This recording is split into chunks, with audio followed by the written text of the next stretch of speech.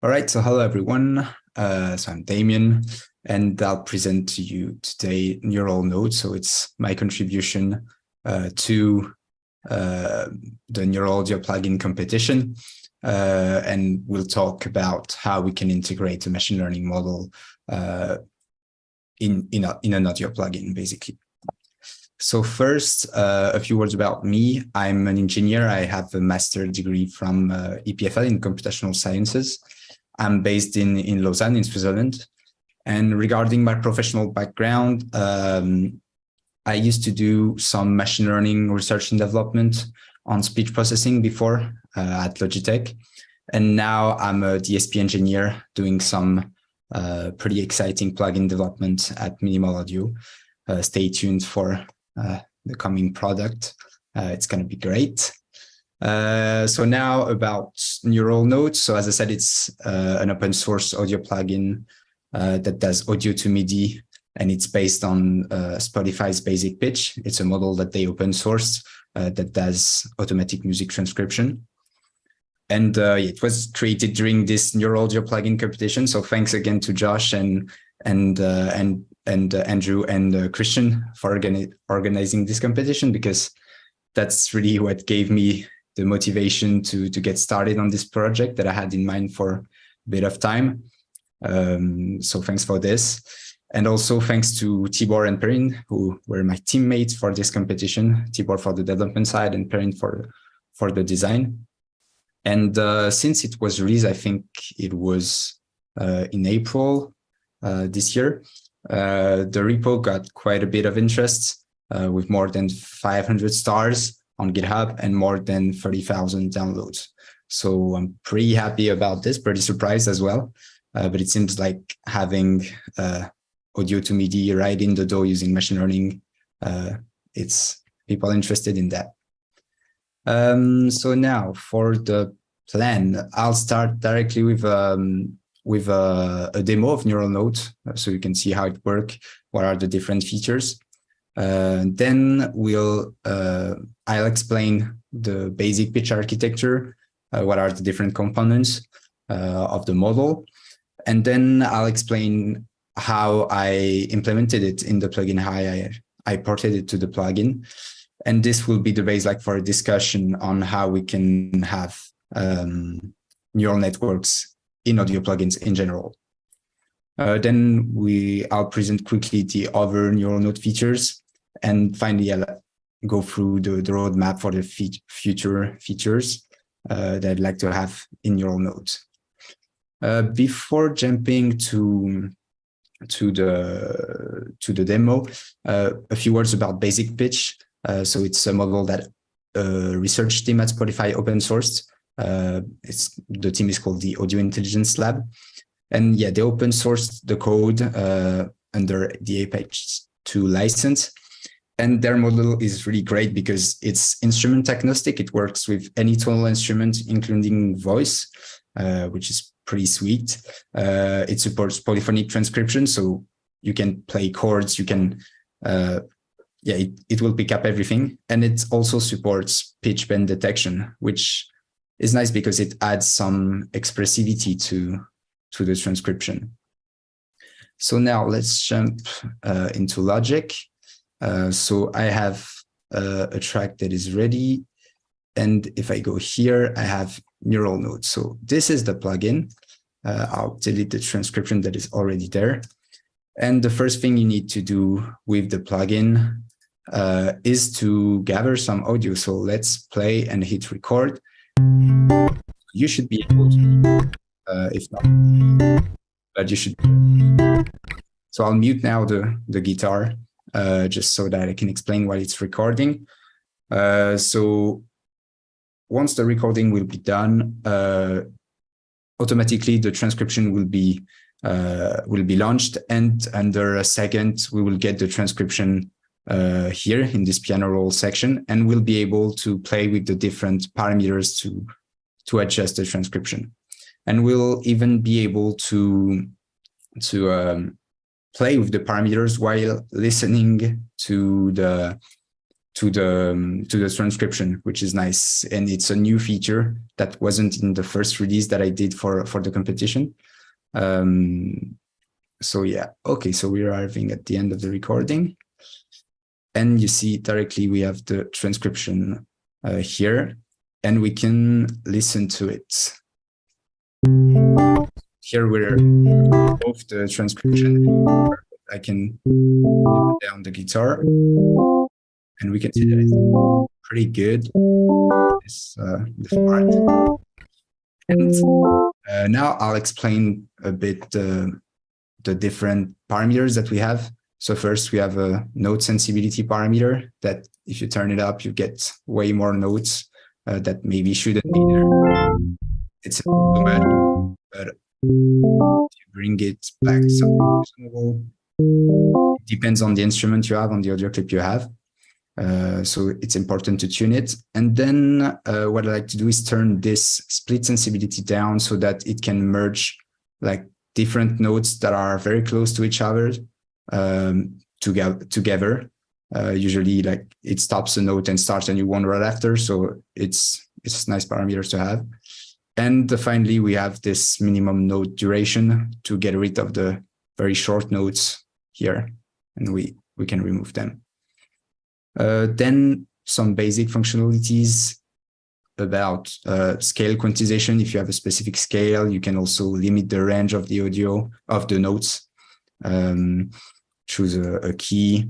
And then a nice thing, it's the time quantization. Here I've recorded with the DAW, so I have like the tempo information that was detected, and I can snap on the grid, which give a way better result because the onset is perfect. And once I've done all those settings, adjustments, I can just drag the MIDI file from here and drop it here. And now have it on a piano and have time.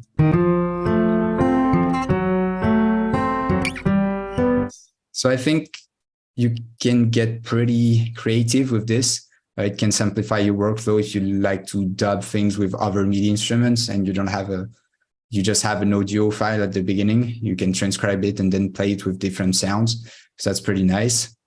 And I have a few other examples just to show here with a voice sample. So if I mute this, we can listen to the voice sample.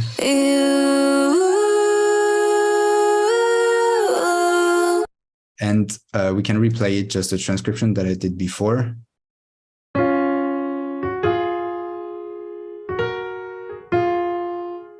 So it's working pretty well, even with voice. So that's nice.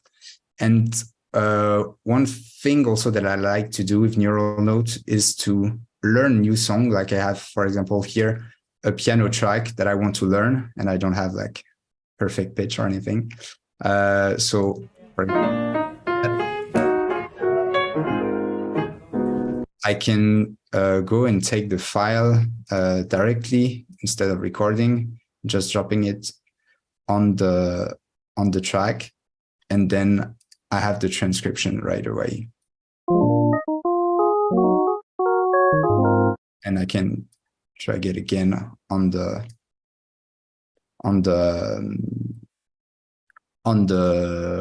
piano track, sorry, and we'll have it. It's not perfect, but you can always adjust, and to learn a new song, it's pretty nice. So that's it for the demo. And let's go back now to the presentation. What I can do really quickly is show you also the demo from BasicPitch, because that was kind of a big inspiration for me. They've created this website where you can do like the same thing, drop your audio file and get the transcription, play it, and so on, adjust the different parameters. So this was a big inspiration, but I really wanted to have it directly in the DAW, so you don't have to upload a file. And I wanted it to be snappier as well. So yeah. Then where are my slides here? Then let's dive in the architecture. As input, of course, you have your audio signal. So it's just a one-dimensional array with num samples, a given number of samples inside. And the first thing that is done is to convert it into some features. Here they use the constant Q transform. So it's kind of a frequency, it's a frequency domain transformation, similar to an FFT, but also a bit different. I'll explain a bit later how. And then this is given as input to a convolutional neural network that will provide 3 different probability matrices, time frequency matrices, the onset, the note, and the pitch probability matrices. The first one, it will really tell you for a given frame, so a given point in time and a given note. Here, the 88 dimensions, it stands for the 88 notes that we have on the piano, like from A0 to C8. And for a given point in time and a given note, it will tell you this is the probability that this note starts now. So it's really about the onset.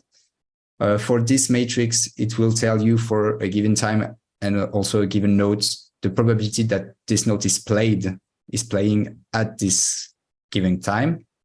And with those 2 matrices, you can create note events. So the start time, the end time, and the pitch of the note. So you really have MIDI notes here. And then if you combine it with the pitch probabilities, that is also a probability matrix, but that has a better frequency resolution. You can get more like a pitch curve, and you can get like a better more details on the pitch curve and generate pitch bands oscillating around those notes. And with that, you have the full MIDI transcription. To generate the notes, also, we use some thresholding parameters, some sensibility parameters, the ones that I showed before in the demo. So first, let's talk more about the constant Q transform. So as I said, it's similar to an FFT, but it's different in that the frequencies, they are not linearly spaced. They are spaced logarithmically, but just like musical notes. So that's why it's very useful here. And they chose like to have a resolution of 3 bins per semitone. So you have 88 notes that we want to transcribe times 3, and this gives you the 264 bins. And they do that for frames that are taken every 11 milliseconds. So you get a time frequency matrix again of that shape. And finally, they do a last step called harmonic stacking that consists in stacking harmonics over a 3rd dimension, so that the harmonics are closer to each other in the input tensor that is used by the convolutional neural network.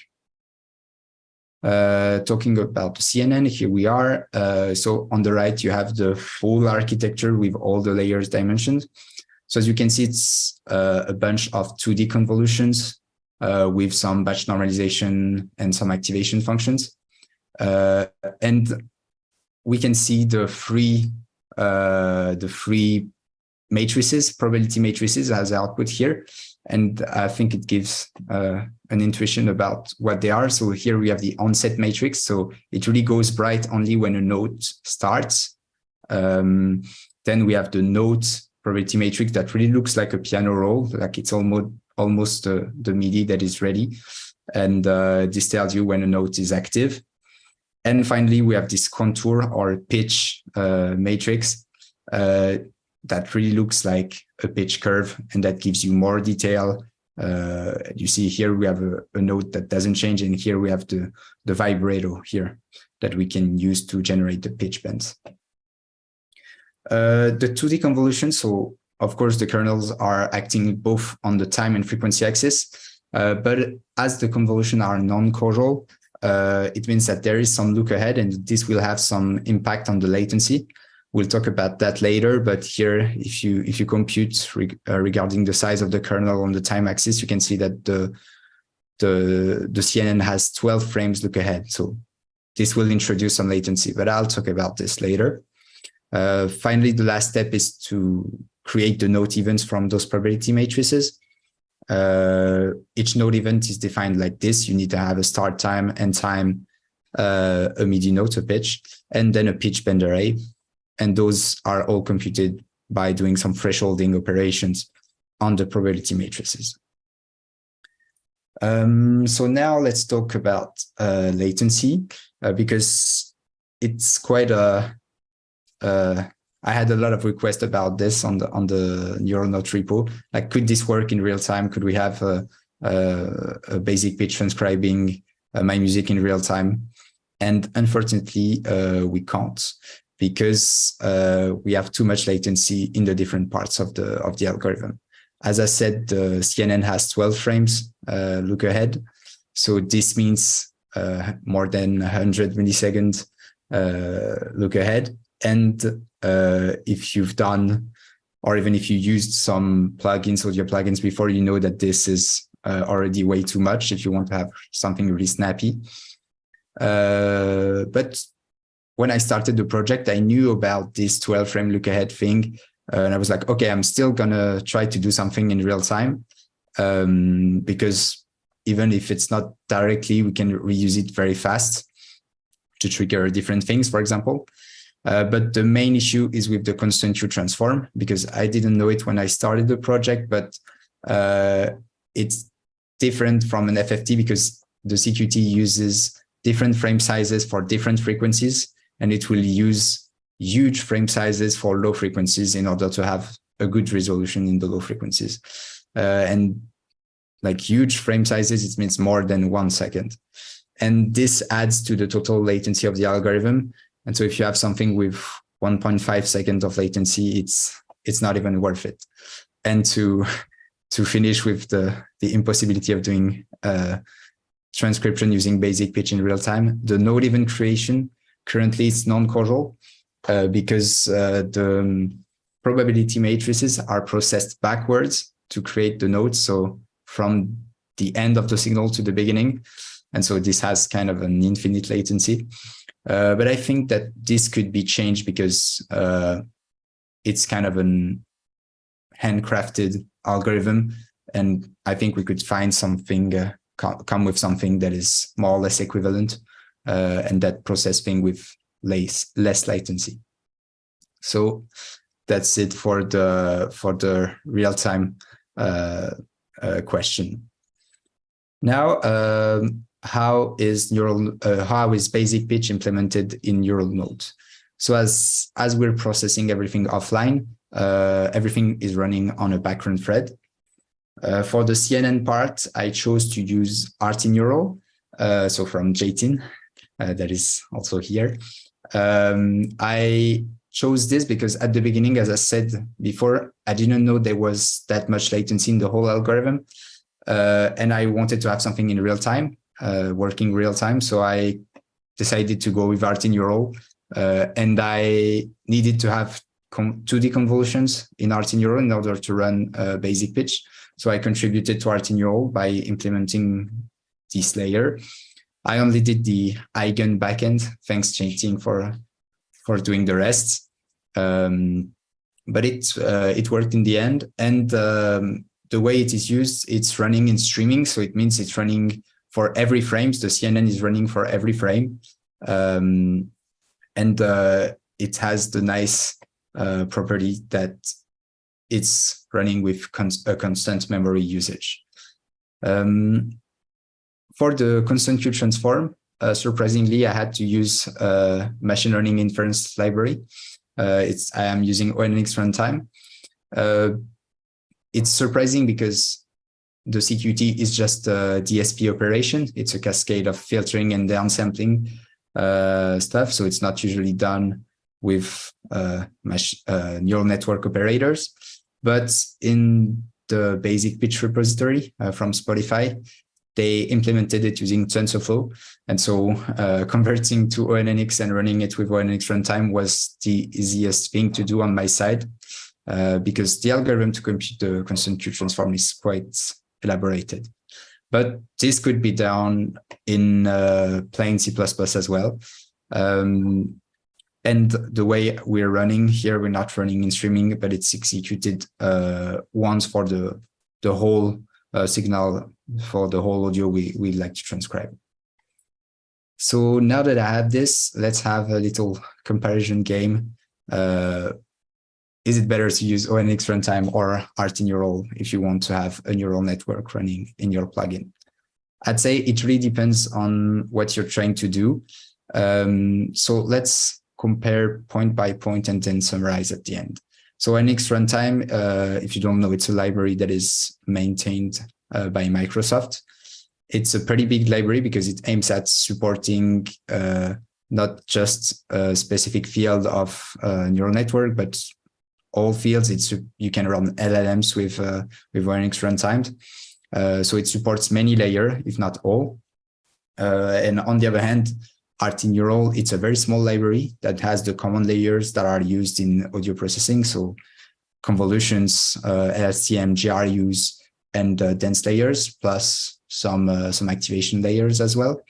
But as I did, if you need to have something, if you need something specific, you can always jump in the code and implement your own layer. It's pretty easy because the library is small, well documented, well written. So it's easy to jump in and implement your own stuff. I don't know if that's the case for ONNX runtime. It's a huge library that supports many execution providers, it can run on CPU, on GPU, and stuff like that. So I don't know how easy it is to integrate your own custom layer. Maybe they have something specific for this, I don't know. Then to get it built and link with your project, for ONNX runtime, if you want to run it in a plugin, it's quite a bit of work because ONNX runtime doesn't provide a straightforward way to compile it as a static library. And so for that, I had to use ORT Builder by Oli Larkin that I think presented this library in the previous meetup. So thanks to him for creating this because it's really handy. But still, even with this, it's a bit of work to get built as a static library. And for RT-Neural, it's very easy because you compile it alongside your project and it works out of the box. Now comes the main difference, the main thing you have to consider if you have to decide between those two libraries or those two kind of libraries is the statefulness. So ONNX runtime, it's stateless, and it means that in between two execution of the model, it forgets everything. It doesn't keep the state inside the model updated. And that's a problem if you need to do some streaming processing, like in an audio plugin, you have your buffer in, your buffer out, and you have to keep running. There are some solutions. You could add your states as input and output to the model and then pass them each time that you run. But it works well for RNNs, but for streaming convolutions, as I'm using in BasicPitch, it's not great. But BasicPitch is not running in real time, so I could have used ONNX runtime for everything. But if you need to have audio to audio, this can be a problem. On the other hand, RT-Neural is stateful, so it's really made for that. The model is made to run for every sample that you have or every frame. And if you need to have an effect, audio to audio effect, or this is a really nice thing to have, the statefulness. Now, concerning the conversion from your training environment from PyTorch to TensorFlow, it's very simple using ONNX runtime because all the layers are supported and everything. It's a bit more work to do it with RT-Neural because you really need to know very well your model to be sure that all the layers are supported, that there are no, that the dimensions of your tensor, they are laid correctly in the right orders and so on, so that you have a smooth export. But it's completely doable. You just need to be a bit more careful about it. Then concerning the real-time safety, I'd say both are real-time safe. So Jatin, correct me if I'm wrong, but you said, I think one time that you tried to determine if ONX runtime was real-time safe and you couldn't really figure out if it was the case because doing some stuff with threads and memories that it's a bit hard to follow. So you really never know. But I used ONX runtime in real-time context, and it was working pretty well. Never encountered too many bad stuff. And then for RT-Neural, of course, it's real-time safe. It's in the name. So yeah, and then concerning the performance of the libraries, both are very optimized. But according to Jatin's benchmark, RT-Neural is faster than ONX runtime, especially for small layers, and that's we usually use in audio plugins. So again, it really depends on what you need to do. If you want to emulate an effect using neural network, I think RT-Neural is definitely the way to go. But if you need to run some offline processing with complex networks with many layers, many different stuff, I think going with ONX runtime is easier because morphing has supported. So that's it for the comparison. Then some words about the other features that are non-ML based in NeuralNote. So I recently implemented an internal synth so that we can listen to the transcription right in the plugin without having to export the MIDI and then listen and then adjust and then re-export and so on. So that's a quite nice feature, but it's just a simple ADSR plus some sinusoiders with some harmonics. It's not sounding great, definitely not. So I'd like to get some improvements here. And also there's an audio player. You can replay the audio that you recorded at the same time as the transcription with independent gain control for both the source and the transcription. For the parameters, I already showed that in the demo, so we can adjust the transcription parameters and do some quantization on the scales, on the notes, and on the timing of each note. And to get some audio in the plugin, we can either record or drop a file or browse a file in your file system. So actually, this is Jatin that implemented this. Thanks for this contribution. And then finally, the roadmap for NeuralNote. So regarding the enhancements, I need to have a better parameter and state management because for now, the plugins forget everything every time you reopen it. So it's a bit of a pain sometimes. So that's really my first priority.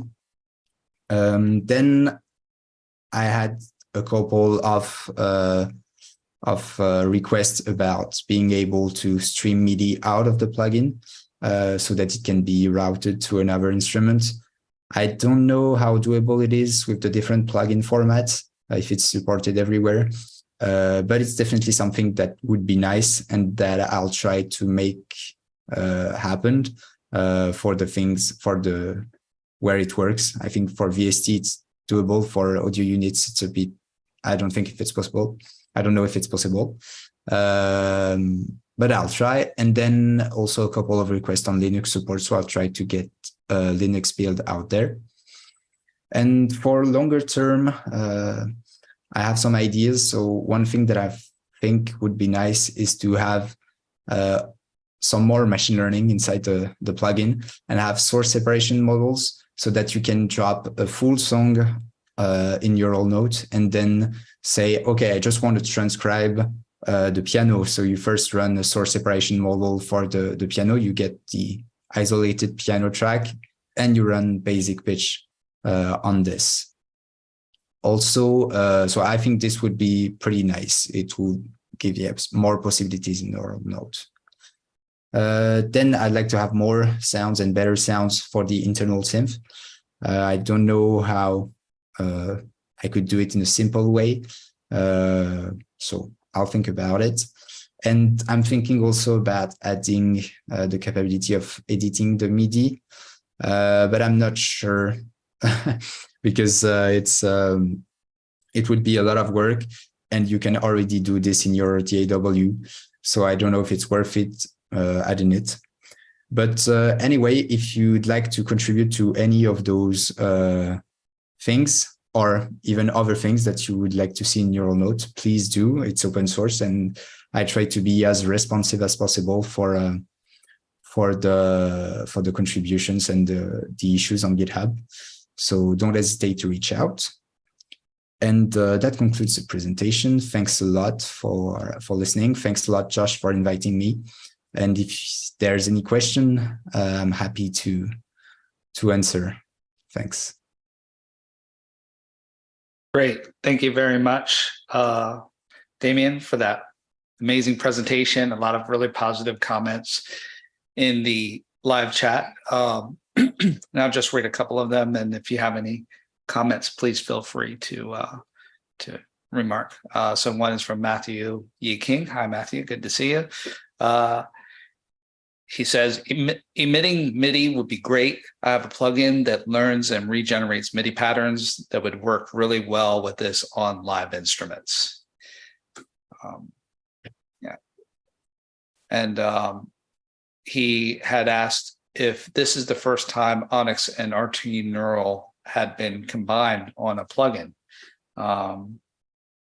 Any thoughts on that, Damien? Don't know. Maybe because it's quite unusual. Like if I knew that the plugin that BasicPitch wasn't running in real time right from the beginning, I think I would have just used only ONX runtime. But in the end, I'm very happy to have used Artinual because I learned a lot while contributing for the 2D convolutions. I really learned a lot by just going through the libraries. So yeah, quite happy to have done that choice in the end. And there's a question from Angel who asks, can this model be used to detect percussive sounds such as beatboxing? If not, how would you go about doing that? No, it can't. It wasn't trained for that. But I don't think it's the right architecture to do this because it's very different from tonal instruments. But so you would need to take another approach to this. But definitely it would be super nice to have like another model that would detect percussive sounds and beatboxing, because you can get really creative with that as well. Right. Angel also asks, can the model be further fine-tuned with more data? For example, if we want to improve the model for guitar to MIDI transcription. Yes, you could fine-tune the model, but I don't know. This we would have to look on the BasicPitch repository from Spotify. I don't know if they shared the code to train the model, but if you have some data, you can always load the model and keep like training it. Everything is described in the paper, the loss function, stuff like that. So that's, I think you could get some better performances if you want to fine tune to a specific instrument, for sure. Fantastic. And I think that's all the questions we have for now. I'll give a couple more seconds for people to ask. And thank you very much, Damien. That was really awesome presentation. Sounds like you put a lot of work into that. Did you, for the piano roll, is that a web view, or did you actually do that in C++? No, I'm drawing rectangles in Juice. No, yeah, it's not as hard as it looks, but yeah, it was quite a bit of work. Great. So we have a question from Ana Paula Ramos Lopez, who asks, would this action pose potential intellectual property concerns? Are there any legal ramifications or potential infringements associated? Any ideas? Yes, because I mean, I have some ideas. I think that in the data they use to train BasicPitch. It's all open source things with the required licensing and so on. So I think on this side we're good. And one thing I didn't mention about BasicPitch is that it's a very tiny model. It only has like 16,000 parameters. So you don't need a lot of data to train it. So you can get something that works very well, even with this small amount of data.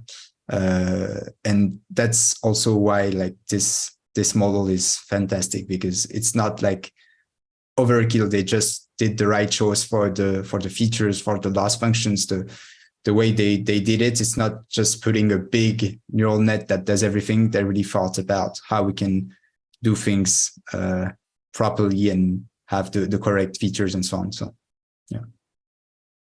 Great. Looks like that's it for questions. Thank you again, Damien. Thanks.